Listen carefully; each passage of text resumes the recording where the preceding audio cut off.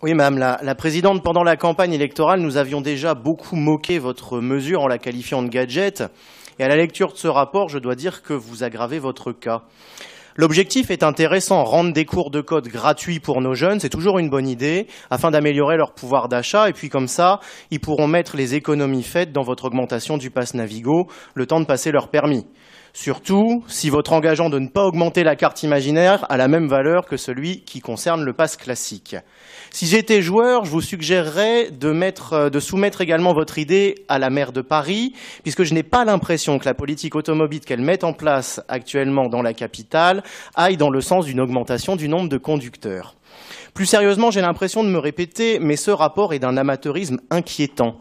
L'article unique est d'une pauvreté affligeante et l'exposé des motifs à peine plus épais. On est vraiment dans le rapport pour conférence de presse. Moi, présidente, chevalier blanc de la jeunesse francilienne, je demande à l'État de mettre en place une mesure moderne et révolutionnaire. Et ensuite rien. Quelle forme prendra cette personnalisation? Vous ne le savez pas vraiment, et du coup, nous non plus.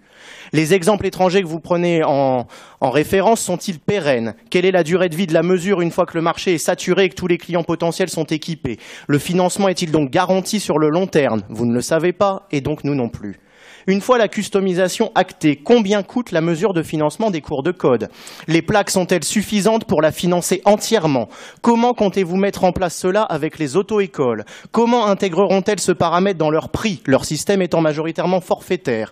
Comment garantir que les prix des autres prestations ne seront pas augmentés par effet d'aubaine? Vous ne le savez pas, et donc nous non plus.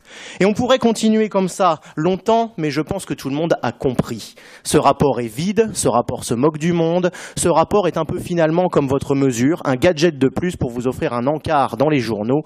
Nous demandons donc qu'il soit rejeté.